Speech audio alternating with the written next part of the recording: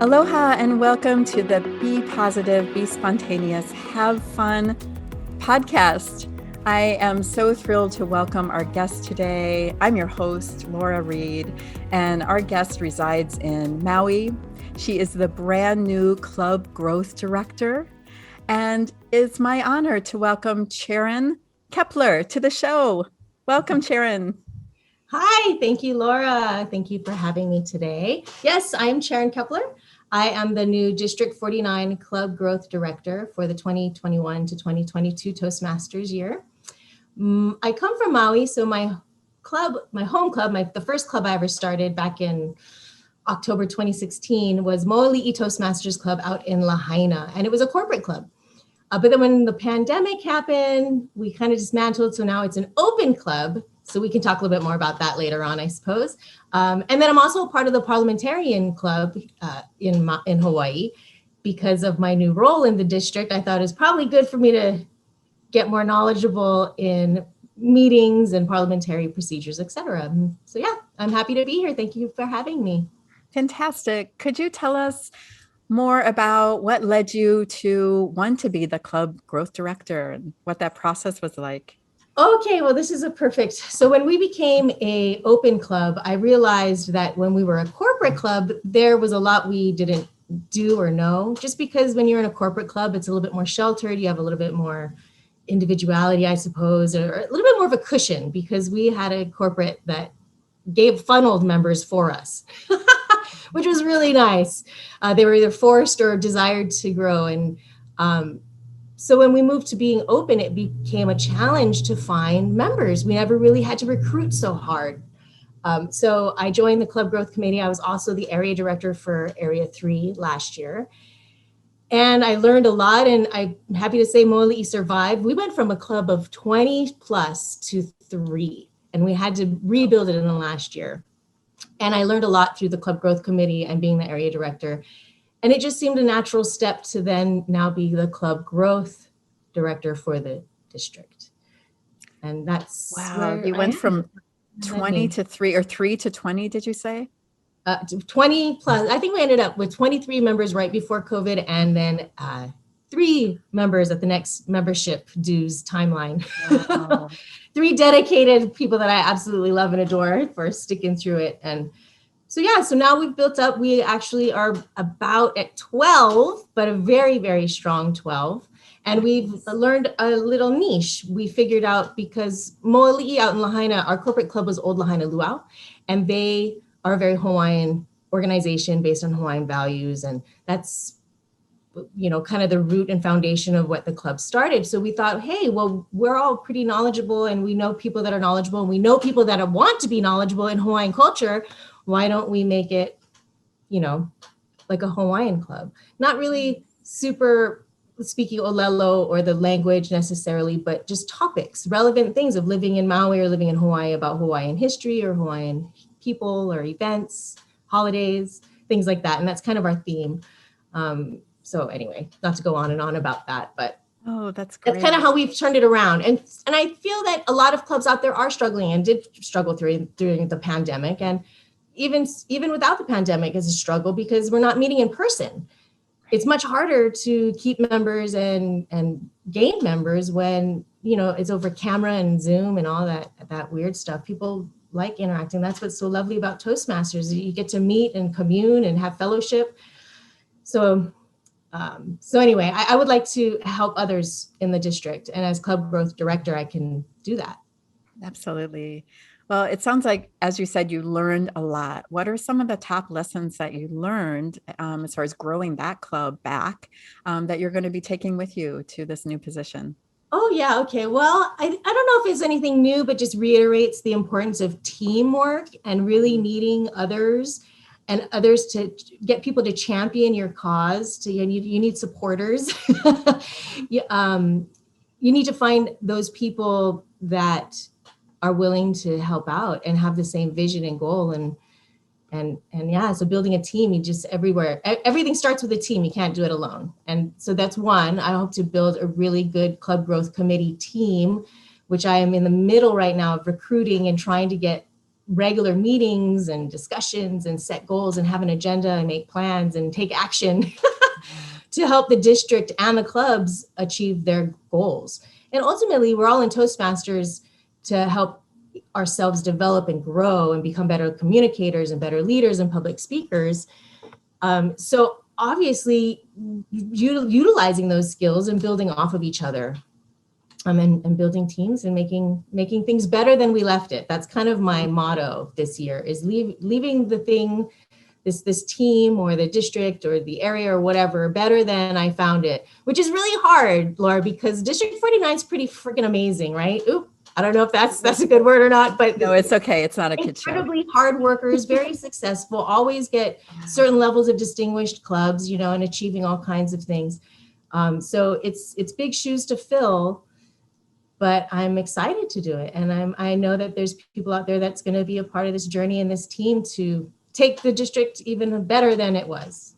Absolutely. I love that. Leaving it better than you left it. When I go camping with my son, that's one of our things. We always leave the campsite cleaner and neater than we found it. Right? Yeah. So speaking of that, what lessons did you learn from the former club growth director, Gerald, who you want to take with you? A lot. Gerald is a great leader.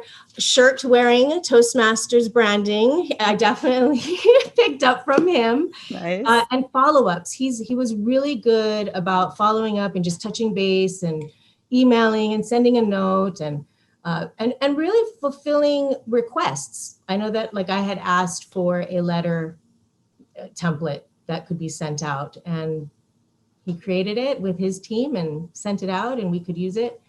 Gerald was really great. He was very consistent.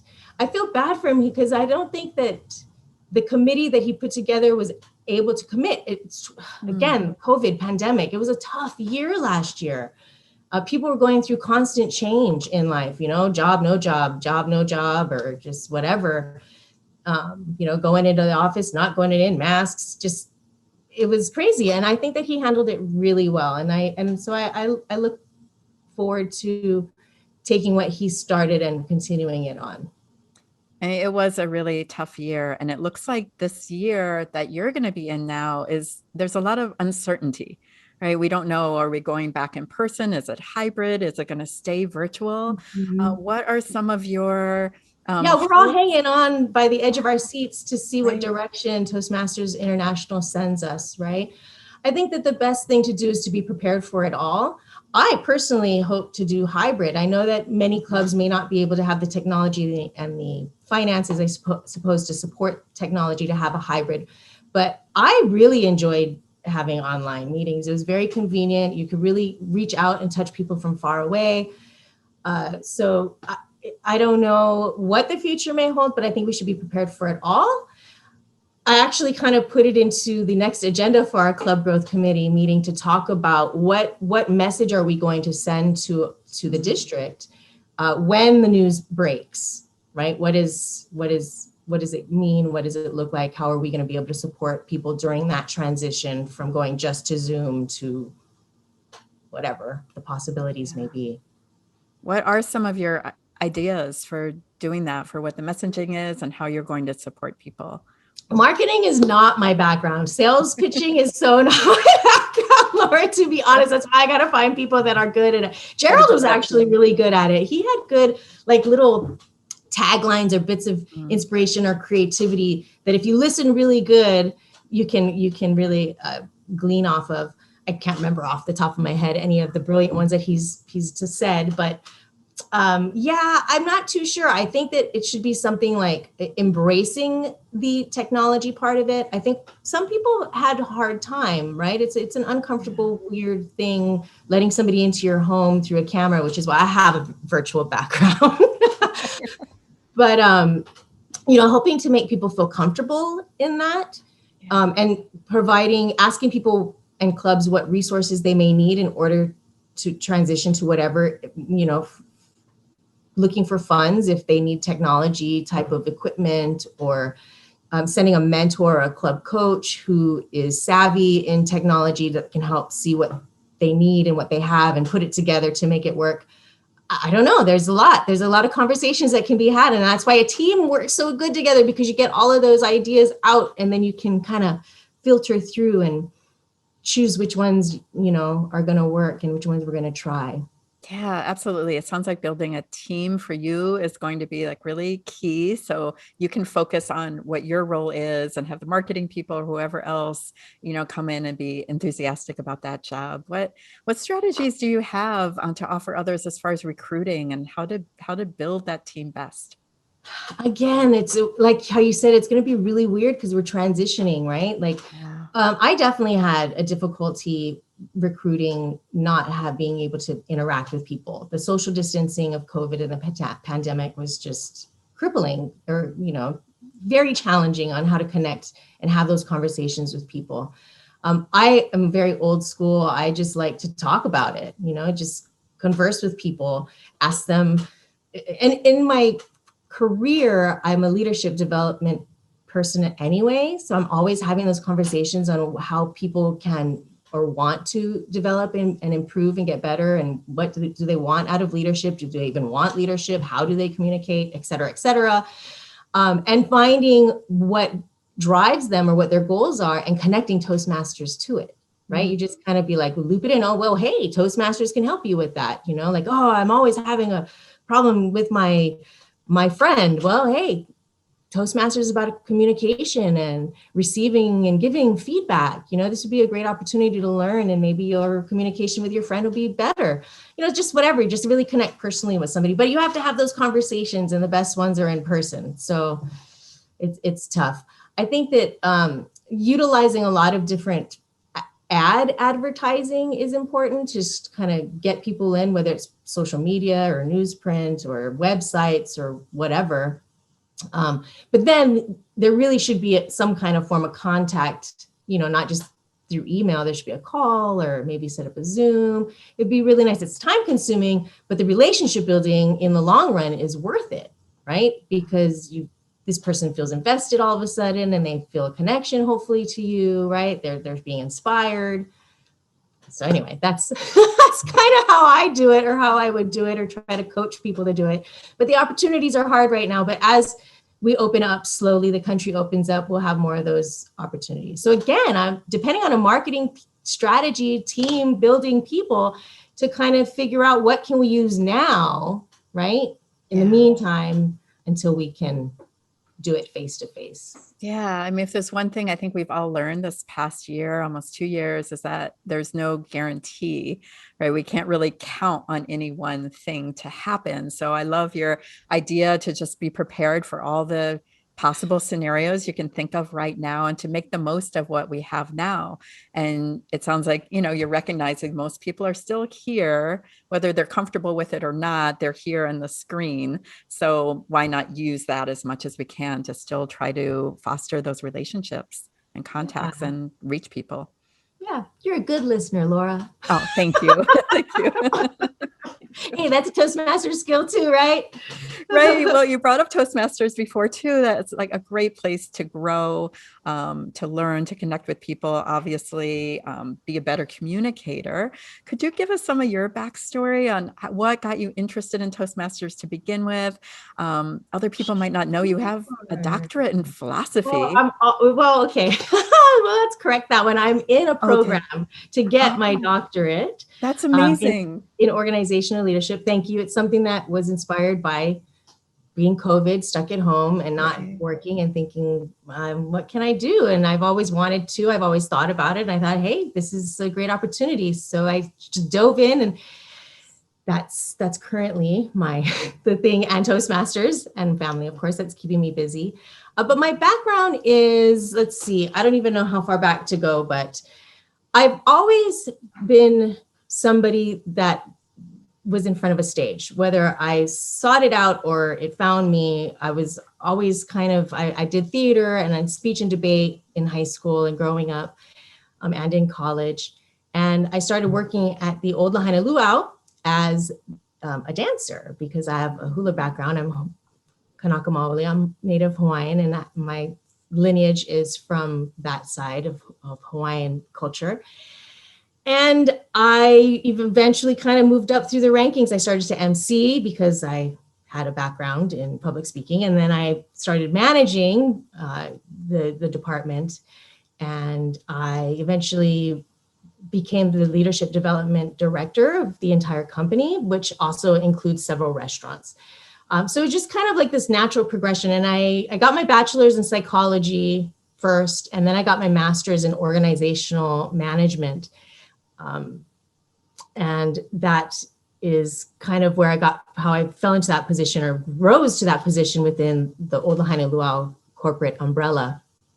And then they wanted to open a Toastmasters club. They were like, hey, leadership development director Charen Kepler, what do you think about Toastmasters? And I had always heard about Toastmasters. I always admired Toastmasters. I always thought Toastmasters would be kind of fun, but it just never kind of worked out. I was already involved in public speaking and leadership already, but I was like, hey, I'm down. And we started the corporate club, and I have been president and vice president of membership, either dual or off and on, ever since 2016, as well as vice president of education. Those are the three officer roles that I've always filled ever since being a Toastmaster. Mm. And I don't even remember what your question was, to tell you the No, truth. it was perfect, because I was asking about your backstory, and you filled us in a lot. Wow, hula and theater, and yeah, it sounds like you have a lot of leadership experience as well, and you're used to being in front of people performing in one way or another. What are some of the main qualities that you think make a great leader?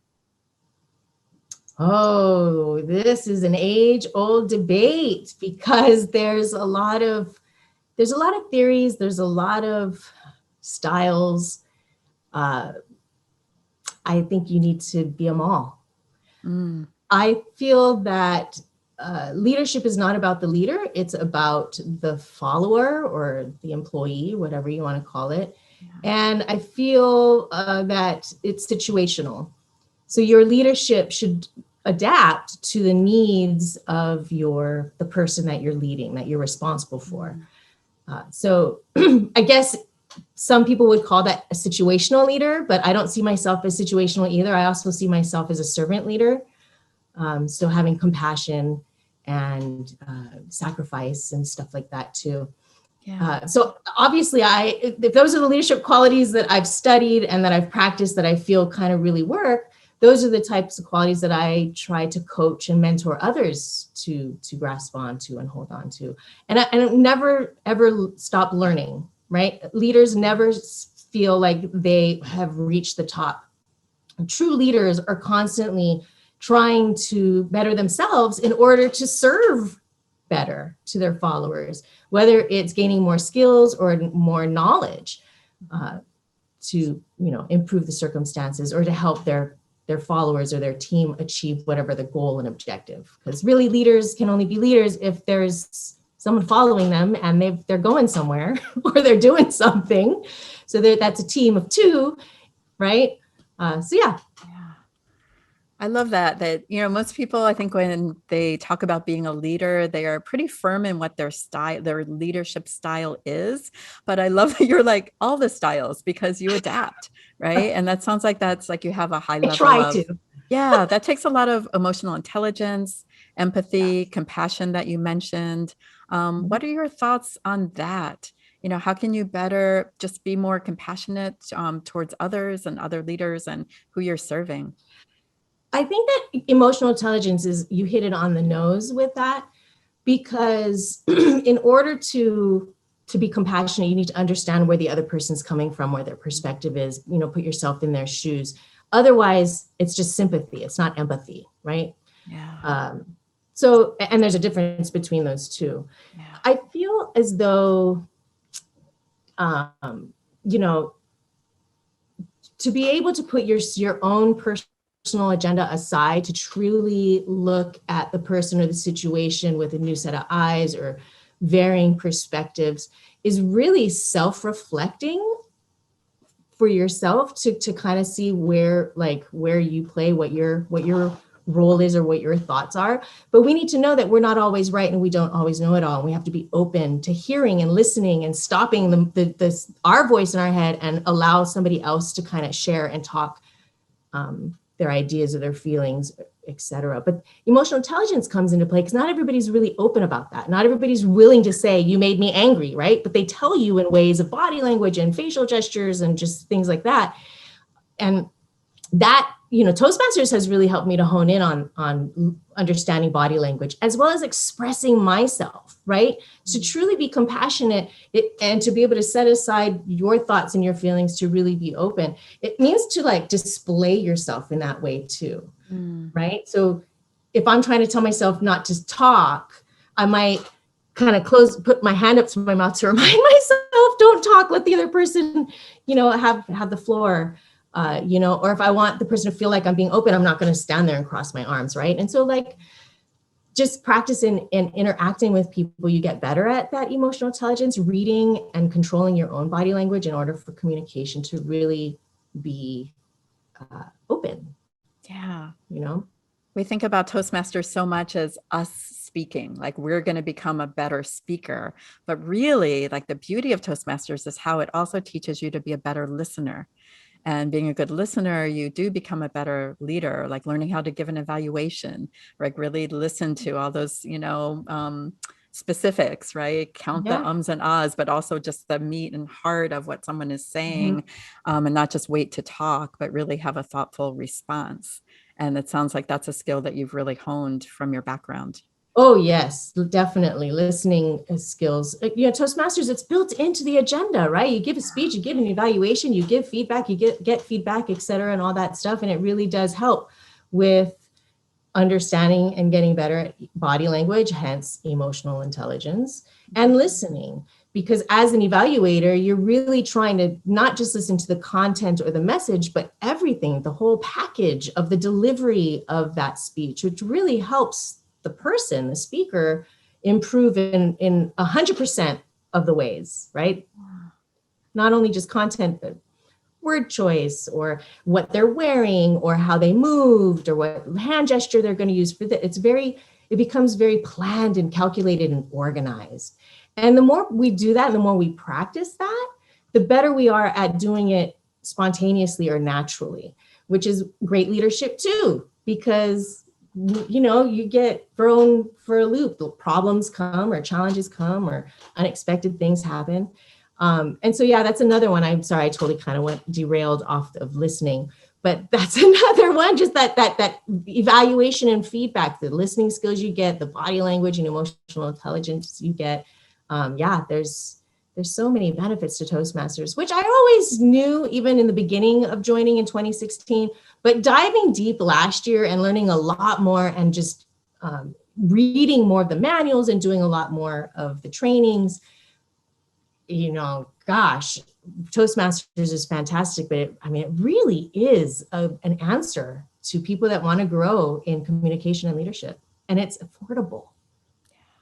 Absolutely. No, I love where you went with that, because as you were speaking, it's like, you're right. Like if the way you craft a powerful, effective speech, right? Having a strong beginning, middle, and end, knowing where you're going, right? Having it be engaging, maybe tell a story, connect with people better, is really could mirror like your position, even as, director.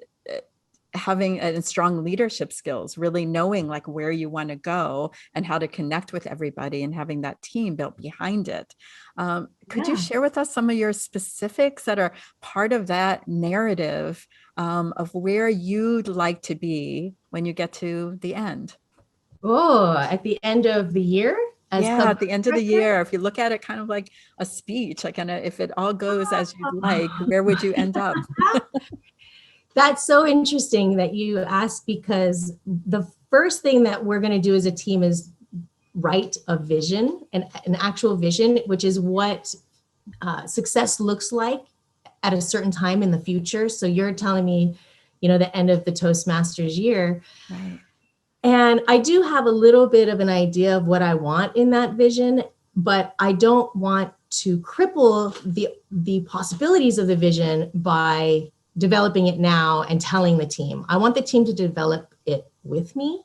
Right. I will ask them, we're going to do probably like a nice, good brainstorming all together, and then put it into a narrative, like a storytelling. So it's speaking into the future. So it would start like, today is July 22nd, 2022, and the Club Growth Committee just finished their last committee meeting for the year, and it was a spectacular year at that.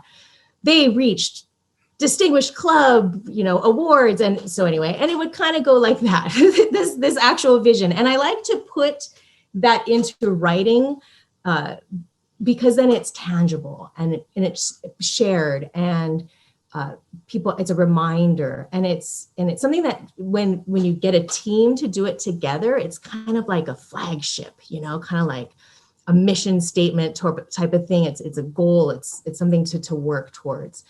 So my vision is, of course, nothing very specific at this moment, because that will come when the team comes together and we really, drill it down. But I want to leave the district better than when I found it, which again is hard because it's a fantastic district.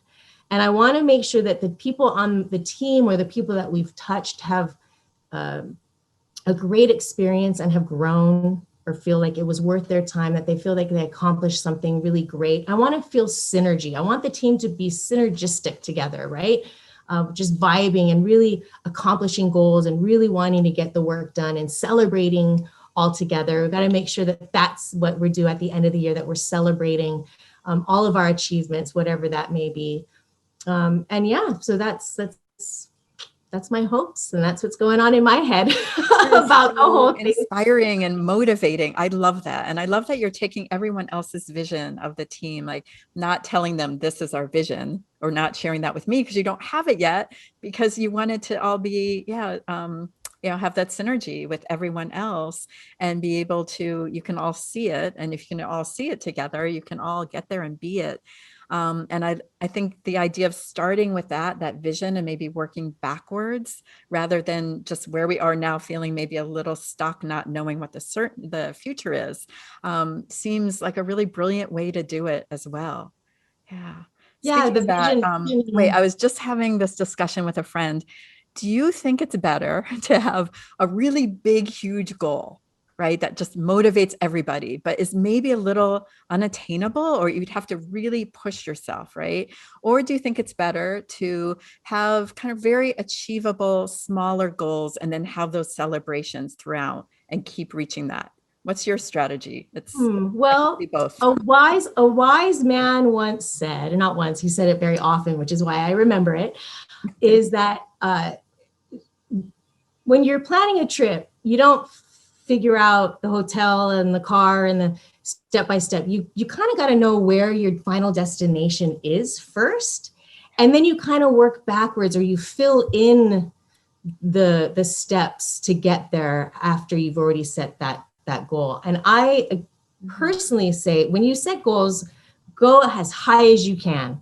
Oh, I like that. Go as high as you can, as you possibly imagine. Go as high, because what is that saying? When you shoot for the moon, you fall on the stars, or whatever it is. Yeah. Something like that. I feel like definitely go for the unattainable dream, because you'll either get there or you'll get something just as great. Sometimes our final destination isn't where we end up because of life, or just all weird kind of things. And I think that if you plan those small steps too much, you can get lost in not letting things happen the way they're supposed to. I don't know. I'm kind of like a planner, but I'm also like a go with my gut kind of intuition. Like I'll drop a plan if all of a sudden everything in me is telling me that it's wrong, or there's something else better, right? And I think that sometimes if people make all these steps, they get stuck in that plan and they think, like, I have to follow this plan because I made this plan. So I think that there needs to be a little bit of flexibility, but you got to know, where are you going? Where do you want to end up? So I don't know if that answered the question.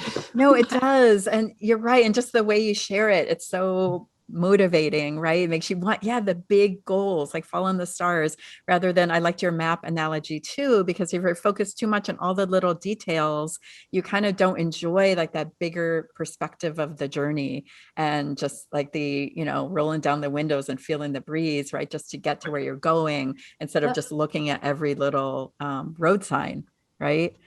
So I love that. Wow.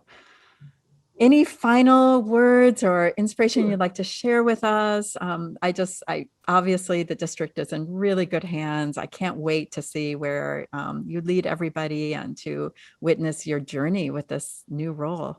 Thank you. Yes, I am super looking forward to working with the other two in the key three, which is Corey and Gerald. And we have Seppi, who's the immediate past president going out, who's just so supportive and awesome. I'm really excited. We're going to have to do a follow-up maybe and see just what we achieved in this last year and how things panned out. Yeah, absolutely. Let's do it. That would be so fun.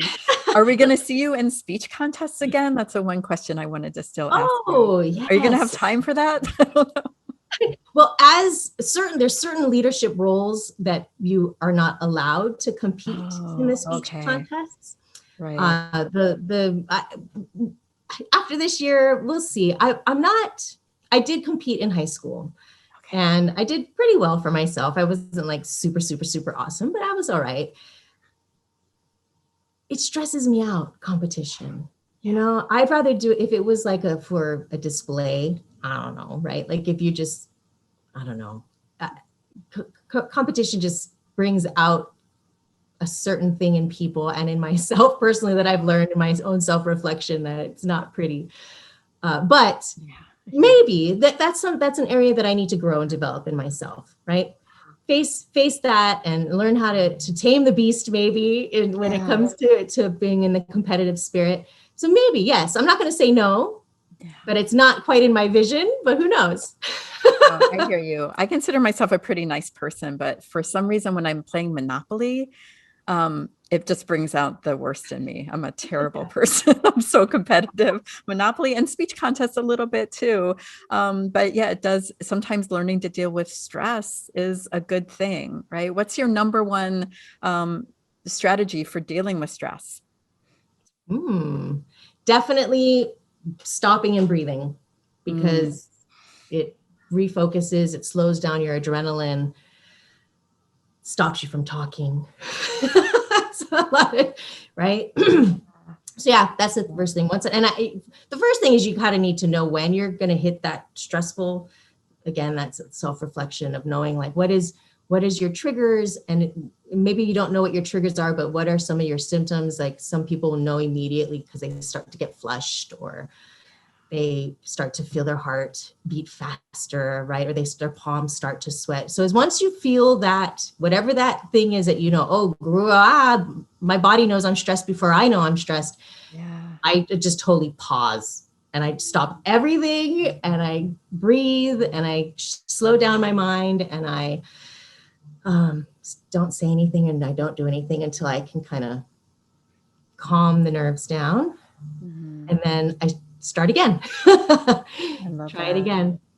Well, with that deep breath and so much gratitude towards you for being here. I could just keep talking to you for hours. I feel like you have so much wisdom to share with everyone. Well, you're great. It really, it's a conversational thing. So thank you. You did an amazing job helping me through with the questions and recapping. I appreciate that so much. And let's definitely do a follow-up. Keep in touch. And thank you again for being here as our guest. All right, Laura. Thank you for having me. Aloha. All right. Bye.